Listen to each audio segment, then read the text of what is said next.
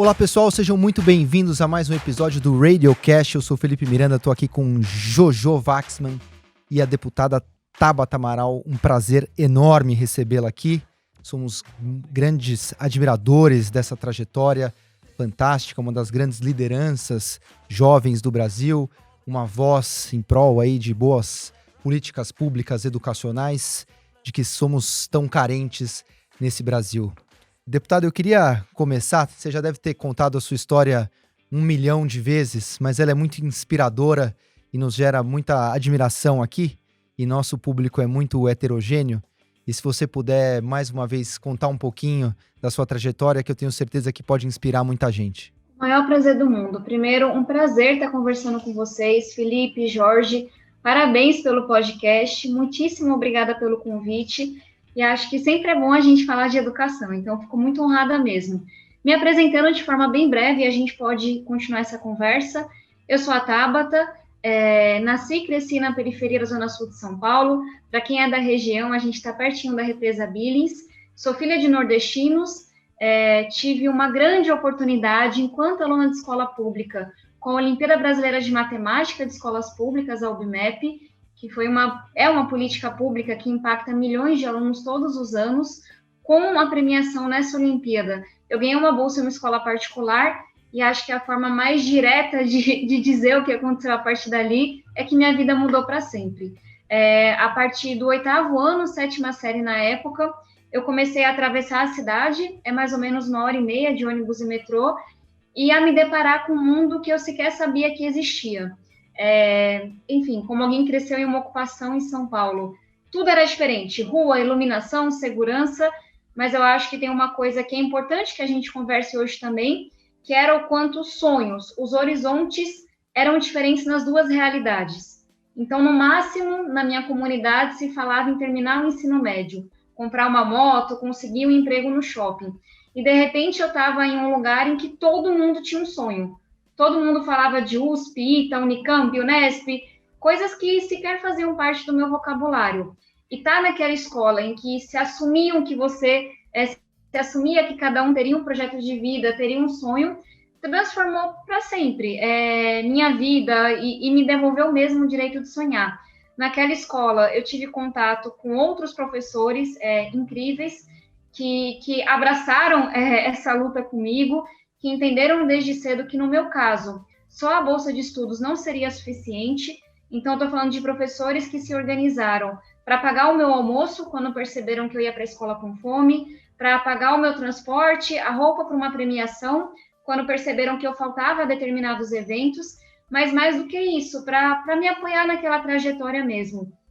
Inclusive, me apoiar quando eles descobriram, alguns anos depois, que meu pai era dependente químico, que era uma coisa que eu não dividia com ninguém, que eu simplesmente assumia que era um problema nosso e que era razão para a gente ter culpa, o que hoje eu sei que não é verdade, que é apenas uma doença como outra qualquer, mas com muito estigma, que ainda tem um tratamento que é muito complexo e sobre o qual a gente tem muito desconhecimento. Naquela escola, eu pude estudar inglês, participar das Olimpíadas do Conhecimento, fui para 5 competições internacionais de Química, Astronomia, Astrofísica, Astronáutica, sempre como a única mulher, e isso me trouxe reflexões importantes para a minha atuação hoje na política.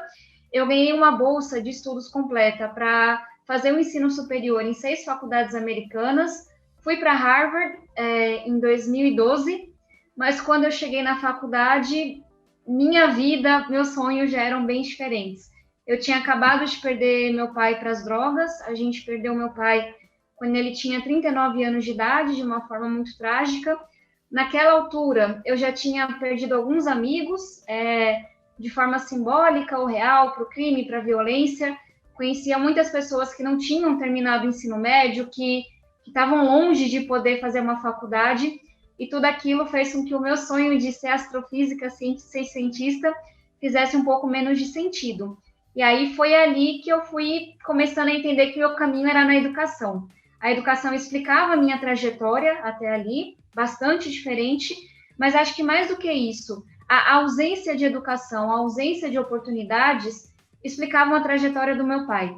Explicavam o que tinha acontecido com pessoas tão ou mais inteligentes, tão ou mais esforçadas do que eu, mas que que não tinham conseguido romper com as barreiras porque elas eram muito grandes. E aí eu mudei o meu major de astrofísica para ciência política, então eu sou formada em ciência política com minor no curso secundário em astrofísica. Ainda, enfim, consigo entreter os amigos, mostrando o céu à noite, mas faz tempo que eu não trabalho com pesquisa. E aí me joguei de vez no mundo da educação. Com meus 15 anos, mais ou menos, a gente já tinha fundado um projeto para preparar alunos de escolas públicas para Olimpíadas do Conhecimento, o projeto VOA. E aí na faculdade a gente fundou o Mapa Educação, que hoje engaja jovens ativistas do Brasil inteiro para lutarem pela educação. Na faculdade eu pude ir para secretarias municipais, como em Sobral, no Ceará, Salvador, na Bahia, fazer pesquisa na área, me jogar de vez nesse mundo. E aí, para resumir um pouco essa história, para a gente poder bater papo sobre várias coisas, depois de quase 10 anos de ativismo na educação, dos meus 15 aos meus 24 anos, ficou muito evidente para mim que esse problema que a gente queria resolver, né, das oportunidades iguais, de uma educação pública que muitas vezes passa longe de ser de qualidade, ele não era um problema da educação em si, ele é um problema político. E que se a política e os políticos não mudassem, a nossa educação também não ia mudar. E aí, resumindo também um pouco esse pedaço, foi isso que me fez me unir a tantas outras pessoas que também tinham essa causa, esse propósito, esse bichinho dentro de si, de querer ver as coisas diferente, de entender que a gente tinha que olhar para a política, a gente gostasse ou não. E eu, particularmente, nunca fui muito de gostar de política. Na minha comunidade, até hoje, as pessoas compram voto e a relação é muito negativa com a política, mas a gente entendeu que não dava mais para ficar negando, que o caminho da transformação era dentro da política. Só que a gente não era filho de ninguém importante, não era cheio da grana, por assim dizer. Então, o caminho para a gente não era aberto nos partidos, na política tradicional. Foi por isso que a gente fundou o Movimento Acredito. Quase 30 jovens de idade ou coração se candidataram naquele ano. 4 de nós foram eleitos. Chegando no Congresso, a gente começou a causar bastante, por assim dizer, provocando muitas pessoas e fazendo questionamentos sobre qual era essa renovação que a gente queria na política. Fazendo um questionamento sobre representatividade. Eu sou uma das poucas mulheres que estão hoje no parlamento, uma das poucas mulheres jovens, uma das poucas ex-alunas de escolas públicas. E isso faz com que eu tenha uma visão diferente sobre o mundo. Isso é muito natural. Uma outra provocação que a gente começou a fazer foi em relação às práticas. Junto com o senador Alessandro Vieira, com o deputado Felipe Rigoni, a gente decidiu que iria criar um gabinete compartilhado. Isso faz com que eu esteja entre os 30 parlamentares, deputados que mais economizam recursos, mas aqui eu falo sem nenhuma modéstia, com que a gente tenha a melhor equipe do Congresso. E aí as pessoas diziam para a gente que não podia, porque ninguém nunca tinha feito, como é que a gente ia colocar um time só para os 3 gabinetes? Então a gente faz uma série de provocações, não só de inovação, mas também sobre ética, em um ambiente que ainda é muito dominado pelo toma lá da cá, em que a corrupção, infelizmente, ainda impera.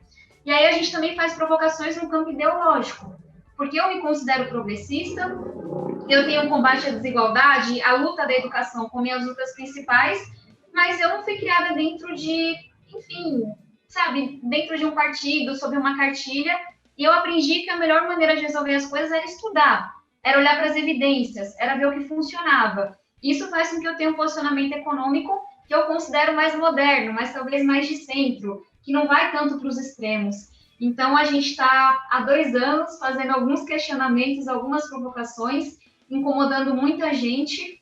E apesar, enfim, da dureza que quer fazer política de um jeito diferente, apesar dos ataques, das ameaças que, infelizmente, eu recebo, a gente vem tendo muito orgulho do nosso trabalho. Em tantas lutas, sabe? No Fundeb, que a gente aprovou, que é responsável pelo financiamento da educação, e por uma emenda que eu apresentei, pela primeira vez vai olhar não só para a equalização do financiamento, mas também para as boas práticas, para a redução da desigualdade, para a melhoria do resultado da educação, entre tantas outras batalhas. Então, acho que, enfim, eu sou a Tabata, sou ativista pela educação, sou deputada federal por São Paulo, e sou muito grata por poder ocupar esse lugar hoje na política. Enfim, estou animada para a nossa conversa. Muito bom. Você falou ter orgulho do que você está construindo, e realmente acho que você deve ter, acho que já há conquistas importantes, mas objetivamente, né, quando a gente olha o desempenho do Brasil nos rankings internacionais de educação, a gente está muito aquém do que poderia, ou talvez até muito aquém dos nossos equivalentes em termos de outros indicadores de desenvolvimento, né? Onde está o problema, deputada? É uma questão de vontade política? É falta de dinheiro? É falta de ciência? Ou imagino que seja quase uma queda de avião, uma multiplicidade de problemas ao mesmo tempo. Mas qual é o problema e qual é a proposta? Como é que a gente sai desse problema educacional brasileiro que me parece seríssimo? Olha, eu vou tentar me responder falando de 2 projetos. Um que a gente já aprovou e um que a gente quer aprovar, porque eu acho que eles dão conta um pouco dessa complexidade. A gente está falando de um país extremamente desigual, que pouco tempo atrás, a gente está falando de 2 décadas, colocou quase todo mundo para dentro da escola. Então tem aquele mito, né, de que a escola pública era muito boa há alguns anos atrás, mas essa escola pública não era para o meu pai. Meu pai não pôde terminar o ensino fundamental, e ele falava muito para mim, olha, na minha época a escola pública era coisa de rico. Então vocês dois, né, eu e meu irmão, estudem sem reclamar. Então a gente está falando de uma escola que colocou muita gente para dentro, isso é muito meritório, mas que não deu conta de correr atrás de tudo que tinha para que a qualidade se mantivesse a mesma e pudesse melhorar. E aí, é claro que, enfim, a falta de evidências para que as políticas públicas sejam desenhadas, a polarização, desvios que acontecem, tudo isso contribui. Poderia falar aqui uma coisa que eu pesquisei durante a minha graduação, para escrever a minha tese de graduação. Até hoje, em 75%, 3 de cada 4 municípios brasileiros, você tem vereadores indicando os diretores escolares. Então, assim, são vários problemas. Mas eu queria falar, para talvez trazer mais concretude, de 2 projetos. Eu falei mais cedo do Fundeb. O Fundeb é um fundo que é responsável por aproximadamente metade do financiamento da educação básica no Brasil. Ou seja, assim, ele estrutura a nossa educação básica. Esse fundo iria vencer no ano passado, e aí a gente tem um MEC que está completamente à deriva há 2 anos, sabe, sem apontar para canto nenhum, com uma ideologização completamente rasa, e a gente, por 2 anos no Congresso, lutou para renovar o Fundeb, sem poder contar com o MEC, o que foi extremamente desafiador. E aí, nessa discussão, acho que para quem era da educação, algumas coisas eram óbvias. A gente precisava colocar o fundo na Constituição para ser uma política de Estado e não uma política de governo. Esse é um problema gravíssimo na educação. Eu já ouvi de um prefeito que ele iria acabar com um projeto para não dar ibope para a gestão anterior. Então, era importante que fosse uma política de Estado, esse é um problema grave da educação. A gente defendia que o fundo fosse maior, porque você ainda tem no Brasil escolas feitas de lata, de madeira, que não tem banheiro, que não tem saneamento, isso existe nesse Brasil tão desigual, que ele fosse mais redistributivo, mas aí eu comecei a defender uma coisa que não era tão consenso na educação, que para além de defender uma maior equalização de financiamento, equidade de financiamento, a gente deveria olhar para o fim, equidade de aprendizagem. Porque mesmo que se você equalizasse o financiamento na educação, os dados estavam mostrando que isso não ia fazer com que todos os municípios virassem Sobral, que é o melhor município hoje, com que todos os estados virassem Ceará e Pernambuco, que são as nossas referências. E aí eu apresentei uma emenda, assim que eu fui eleita, colocando um adicional de recursos que deveriam ser utilizados para você incentivar boas práticas. Então, dando um exemplo, aquele município que acabasse com a indicação política teria acesso a esse recurso. E a gente construiu uma fórmula mesmo, uma fórmula matemática, em que, para receber esse incentivo financeiro, os municípios deveriam melhorar a qualidade da educação, reduzindo a desigualdade entre as escolas periféricas e do centro. Porque a gente viu muito município melhorando no último IDEB, que é o nosso Índice de Educação Básica, o resultado, só que aumentando a distância entre as melhores e piores escolas, entre aspas. E aí, quando eu apresentei aquela emenda, que para mim fazia todo sentido, porque são quase 6 mil municípios, eu não posso depender da boa vontade do gestor de gostar de educação. Ele tem que ter incentivo financeiro para investir em educação, para fazer um trabalho sério. Aquela emenda foi muito rechaçada, porque era vista como, de forma equivocada, você está falando de mérito, num país desigual, isso não existe. E aí foi um trabalho de convencimento muito grande, por causa dessa polarização, em que eu mostrei, não, essa emenda aqui é sobre você fazer com que o filho do pobre e o filho do rico um dia tenham a mesma oportunidade de aprender a ler e escrever, de passar em vestibular.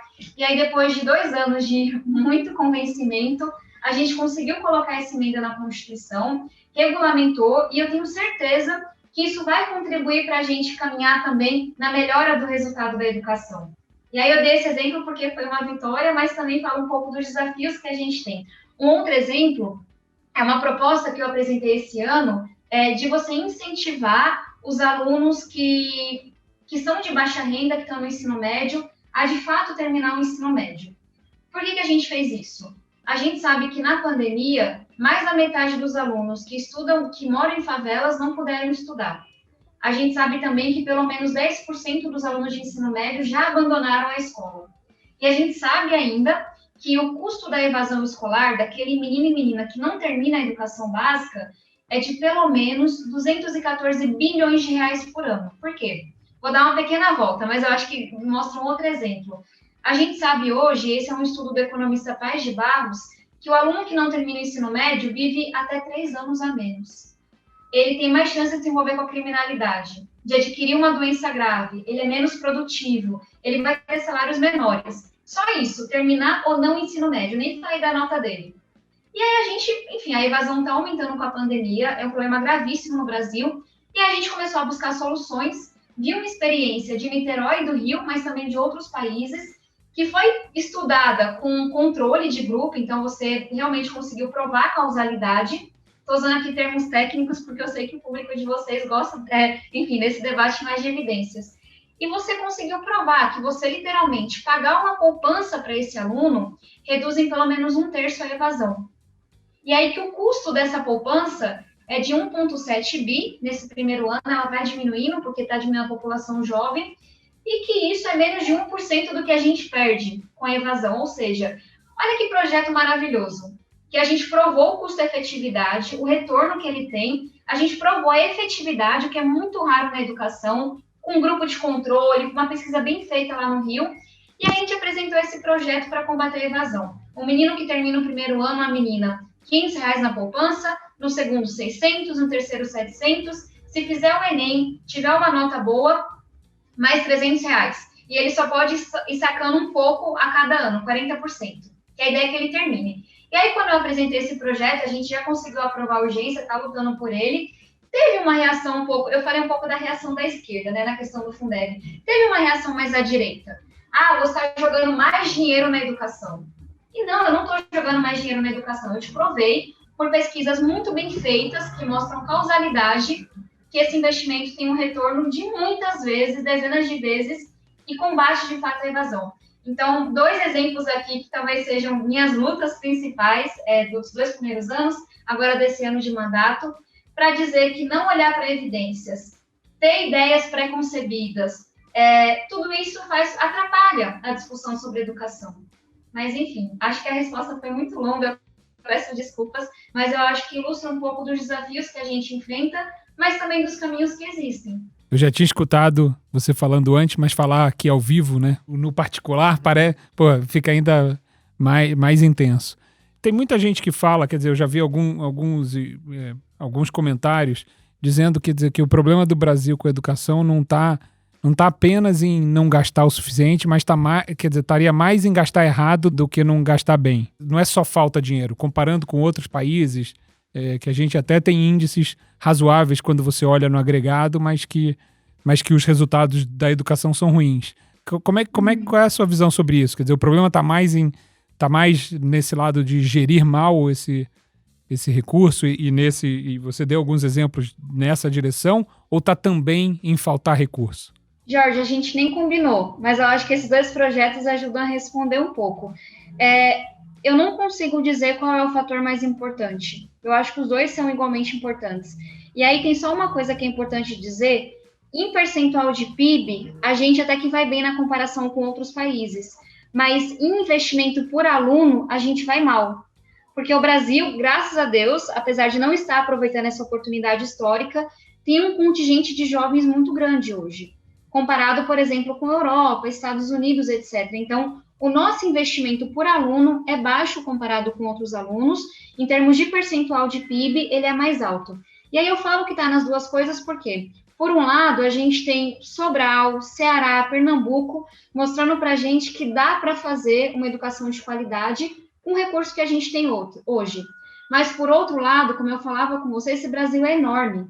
A gente tem municípios que ainda têm escolas de lata, escolas de madeira, a gente tem escolas que não tem banheiro dentro delas, sabe? É nesse nível. Eu falo muito sobre o quanto que tem estudos muito tristes que mostram que as meninas perdem até 45 dias de aula por ano por não terem acesso a absorvente. Mas como é que uma menina vai para a escola menstruada se na escola não tem saneamento, sabe? Não tem um banheiro, não tem água potável. Então, essa é a complexidade de um país continental como o nosso. Falta recurso em alguns municípios. E a inovação que a gente fez no Fundeb é que até o Fundeb antigo, até ano passado, ele olhava para os estados mais pobres. O novo Fundeb, ele passa a olhar para os municípios mais pobres, não importa onde eles estejam. Porque a gente tem municípios pobres em Minas, em São Paulo, sabe? Não é só no Norte e Nordeste. Mas eu também acho que a gente tem que olhar para a questão da gestão. E é por isso que não dá para tratar todo mundo igual. Porque, de novo, Sobral, Pernambuco, Ceará nos mostram que dá para fazer mais com o que a gente tem. Então, na hora que a gente briga lá contra uma ideia pré-concebida, equivocada, e fala, não, tem que incentivar o prefeito a usar bem esse dinheiro. Tem que dizer a ele que ele vai receber mais recursos se ele melhorar os índices. Na hora que a gente fala assim, olha, beleza, eu estou aqui defendendo um projeto que custa quase 2 bilhões de reais. O que, em termos de educação, é um percentual pequeno, mas é um volume muito grande de recursos. Só que quantos programas são apresentados sem uma análise de impacto? Essa área que eu falei para vocês, de evasão, abandono escolar, é o que você mais vê soluções. Cada município, cada estado tem uma estratégia. Nenhuma delas foram testadas. Essa é a regra, sabe? As pessoas acham que funciona, mas não sabem se funciona de verdade. Então, talvez uma solução para esse debate, para além do que a gente fez no Fundeb, de ir a fundo no município que mais precisa, de incentivar a boa prática, incentivar a qualidade, uma coisa que a gente defende enquanto gabinete compartilhado, que eu falava mais cedo, é que as políticas públicas sejam analisadas antes e depois. Porque não é só na educação, a gente gasta muito dinheiro com política pública que a gente não sabe se funciona. Então, talvez seja mais complexo, sabe? E é por isso que eu posso dizer, eu estou defendendo um projeto que foi testado, sabe, com controle. E eu espero um dia que a gente faça essa proposta que a gente tem, de que toda política pública tenha uma análise anterior de impacto, mas posterior também, porque o mundo é mais complexo do que na conta da econometria, né? Então, acho que seria uma forma da gente resolver esse paradoxo, que para mim é um paradoxo falso, quando a gente fala de políticas públicas. Já que a resposta é também gastar mais, quer dizer, também falta dinheiro, não é só gastar melhor. E aí, pegando o seu gancho que você se colocou como ter uma visão mais moderna sobre economia, de onde a gente tira esse dinheiro? Quer dizer, onde é que você vê, quer dizer, nessa busca aí por a gente lutar contra um desajuste fiscal, quer dizer, da onde, na tua visão, quer dizer, da onde sai esse rearranjo de restrição orçamentária que o país tem, da onde vem isso? Na semana passada, eu defendi um projeto, um relatório que a gente aprovou na Comissão de Educação, de atualização das bolsas de mestrado e doutorado no país. Saiu uma matéria assustadora semana passada, mostrando a fuga de cérebros que a gente está vivendo. O Brasil paga bolsas de pesquisa baixíssimas, e aí a gente vai perdendo todo o nosso desenvolvimento econômico com essas pessoas que estavam produzindo conhecimento.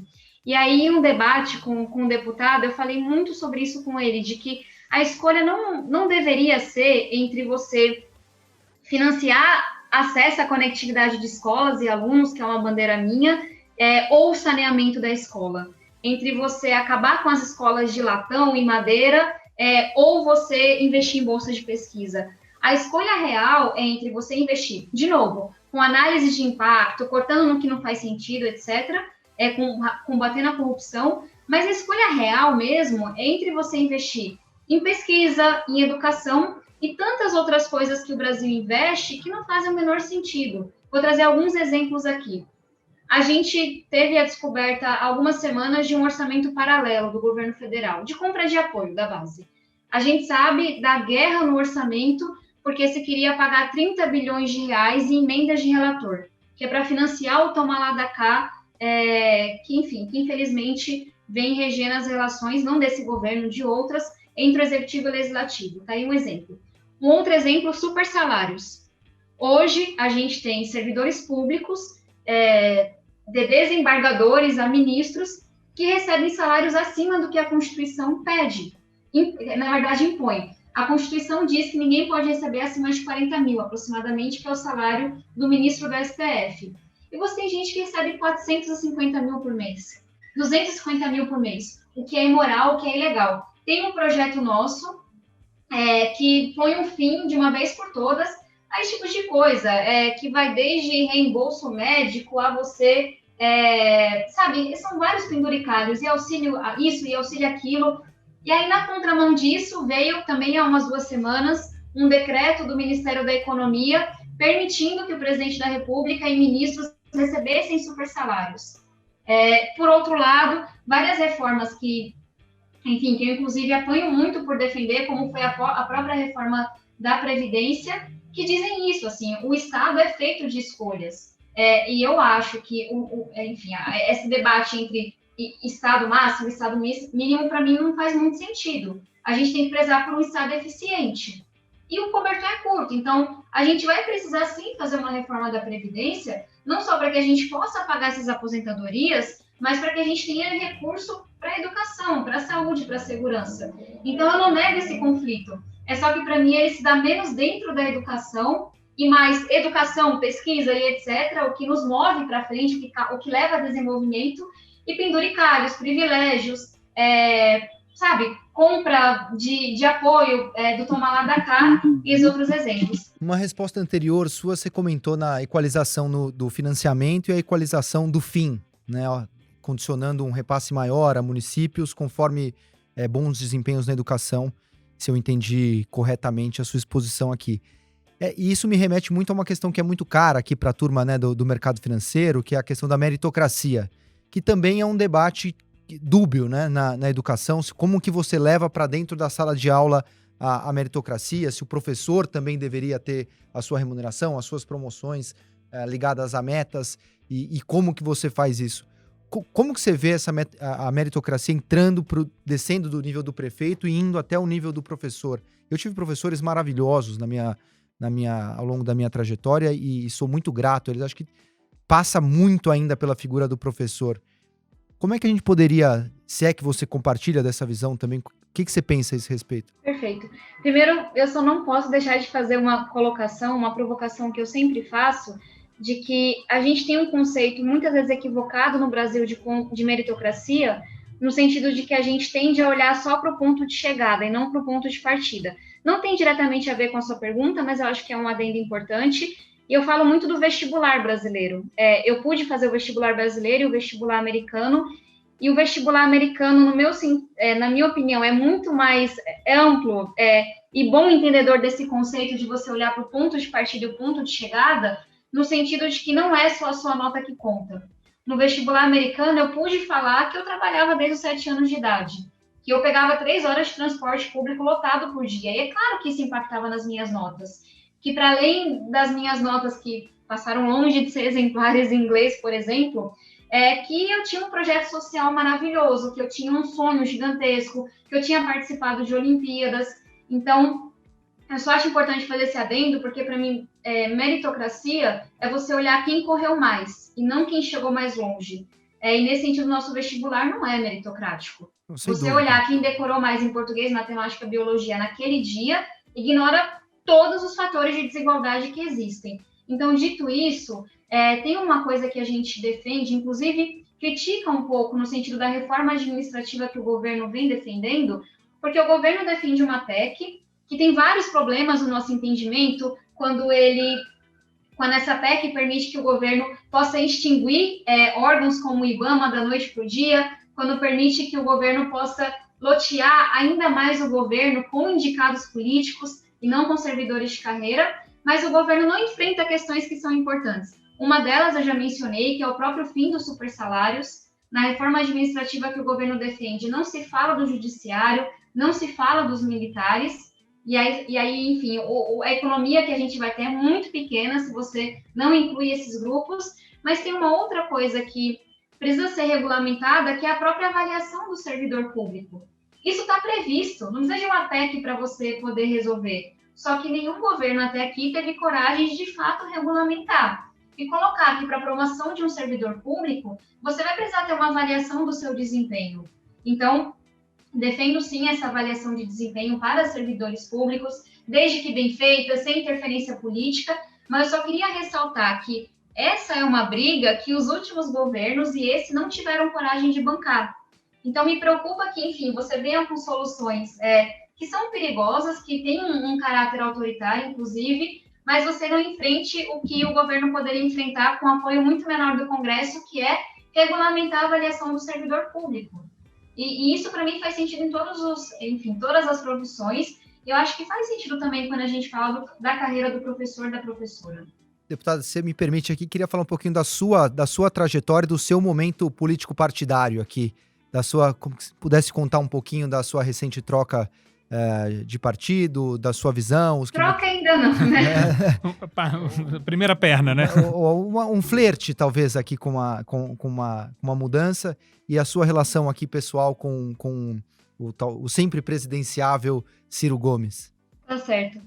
Pessoal, talvez algumas pessoas tenham acompanhado, mas eu estive, né, por 1 ano e meio, um pouco mais de 1 ano e meio, na verdade, praticamente sem partido, porque, tentando resumir uma história mais longa, eu entrei no PDT acreditando que o PDT, de fato, queria ser um partido de centro-esquerda, com uma visão econômica mais moderna, mais conectada com a sociedade, e até olhando para os governos do próprio Ciro Gomes. Então, no momento que eu me filiei ao PDT, não só eu firmei uma carta compromisso, deixando muito claro os meus posicionamentos, mas eu também acreditei naquilo que foi dito na campanha, em que o então presidenciável Ciro Gomes defendia uma reforma da Previdência, defendia a responsabilidade fiscal. Porque eu entendo que sem isso não tem dinheiro para investir no social, não tem dinheiro para educação, Bolsa Família e por aí vai.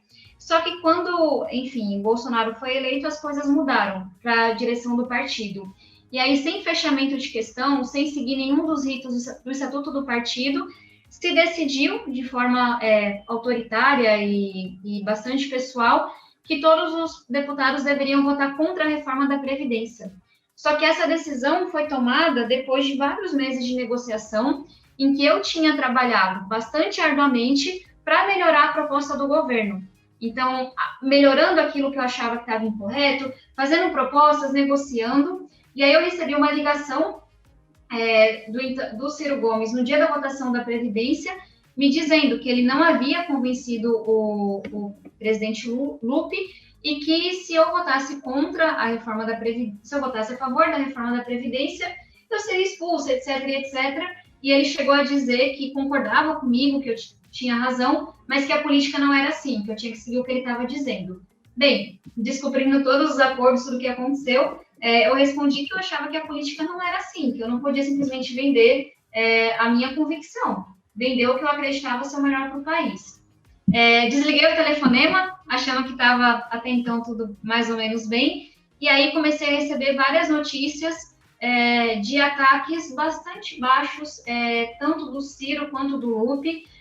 Para quem acompanhou, foi 1 ano e meio bastante difícil, em que eu fui chamada de vendida para baixo, em que ele insinuou que eu não poderia servir a 2 senhores, uma concepção completamente machista de que eles seriam um dos senhores e de que eu estaria seguindo a outro homem. Algumas pessoas têm muita dificuldade de entender que eu penso por mim mesma, que eu sou uma mulher jovem que tem suas conclusões e que desde muito cedo luta por elas, por suas convicções.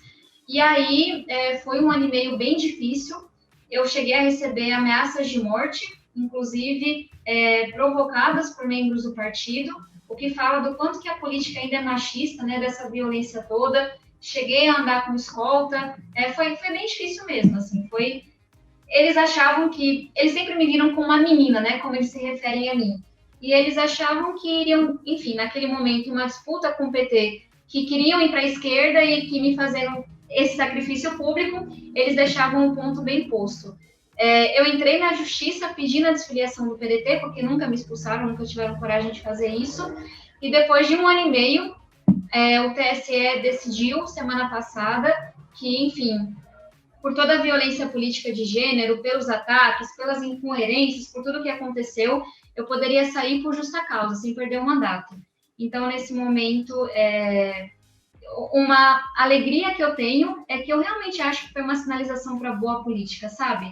O caminho que eu escolhi foi mais difícil, mas talvez quando outras mulheres, jovens e homens e todo mundo olhar para a situação, talvez acredite que sim, dá para fazer a política de um jeito diferente e que no final a boa política pode vencer.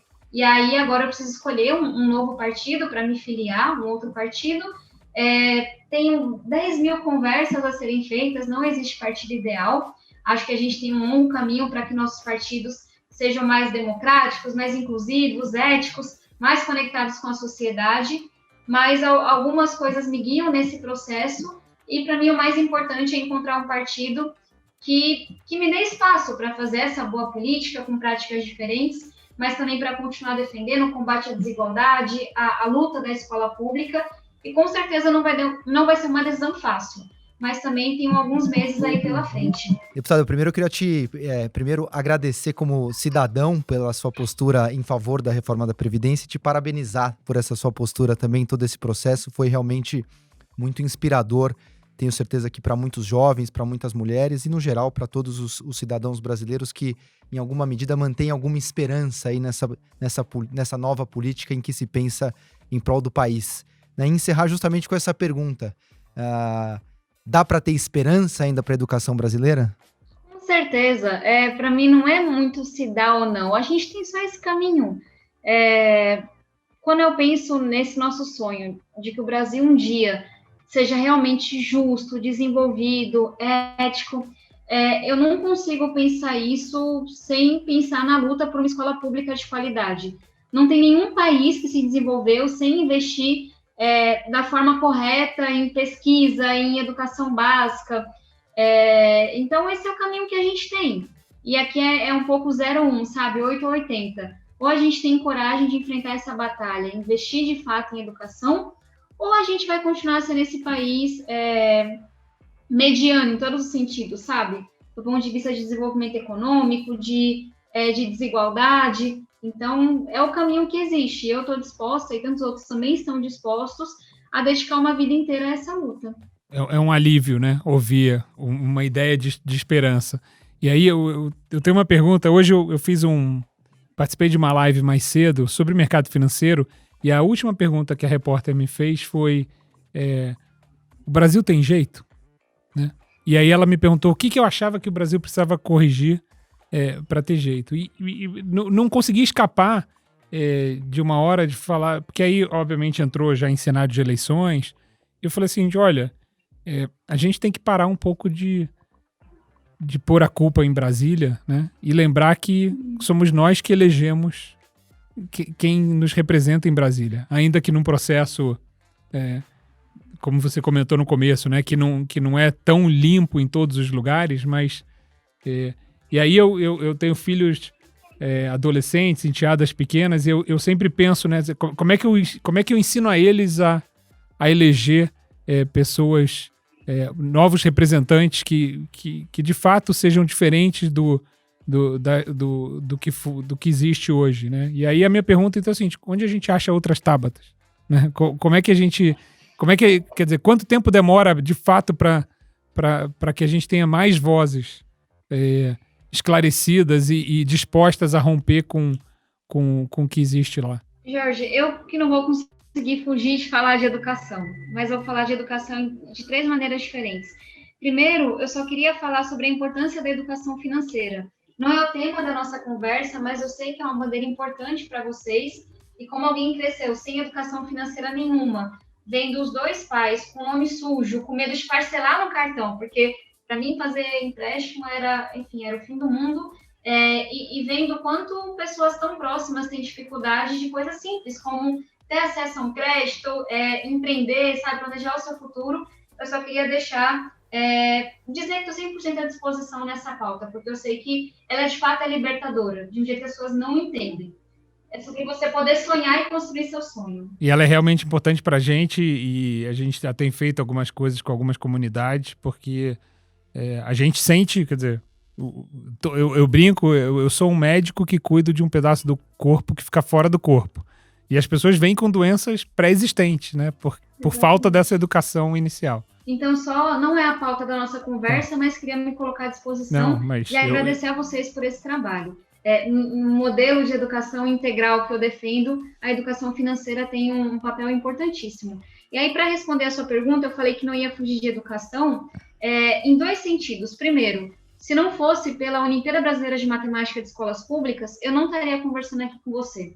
E essa é uma política pública, mas a gente não pode depender dela, sabe? As inteligências são múltiplas, as dificuldades também. Então, se a gente não entender que o caminho é educação, educação, educação, um modelo de educação realmente integral, em tempo integral, mas é algo mais complexo do que isso, em que os alunos aprendam robótica e genética no laboratório, aprendam a aprender, a ser criativos, a ter foco, a construir seus projetos de vida, a gente nunca vai sair desse lugar mediano mesmo que a gente se encontra, sabe? Romper esse ciclo em que o Brasil se encontra aprisionado.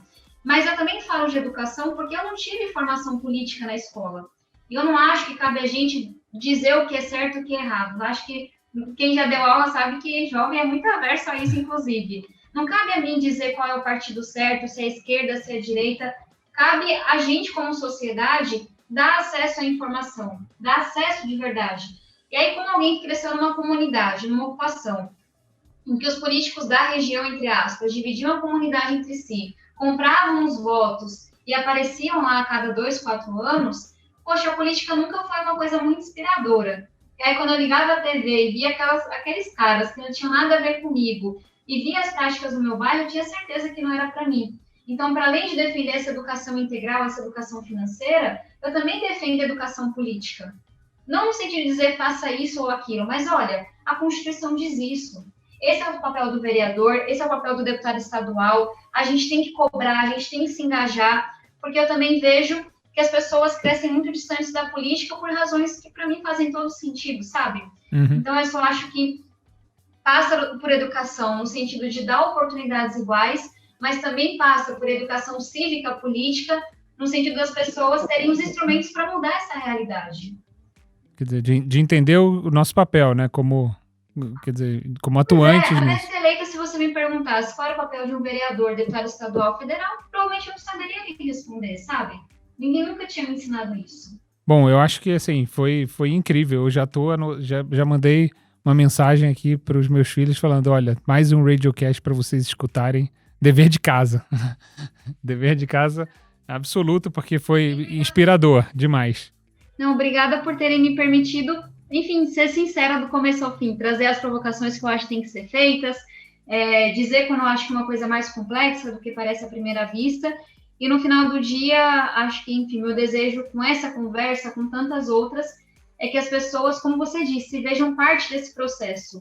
A gente goste ou não, a política é de nossa responsabilidade, e vai melhorar quando a gente, enfim, se jogar nela, sabe? E trabalhar de fato para transformá-la. Então, conto com vocês que estão nos ouvindo, assistindo, acompanhando, para que a gente possa juntos lutar por essa escola pública de qualidade, encontrar um caminho para além da polarização e, quem sabe, conseguir ver esse sonho eterno, né, de um Brasil justo, desenvolvido, ético, se concretizando em nossas vidas. Estou à disposição. Quem quiser acompanhar mais é Tabata Amaral SP nas redes sociais. Parabéns pelo trabalho e contem comigo, especialmente nessa pauta de educação financeira. Eu queria agradecer muitíssimo o seu tempo para dividir conosco as suas ideias e lhe parabenizar pelo trabalho que já foi feito até aqui e pelo que ainda vem pela frente, né? Em meu nome, em nome do Felipe e de todos os nossos assinantes aqui, investidores, que com certeza vão sair dessa aula com mais esperança. Muito obrigado. Muitíssimo obrigada, contem comigo, bom trabalho e espero que a próxima possa ser presencial. Com certeza.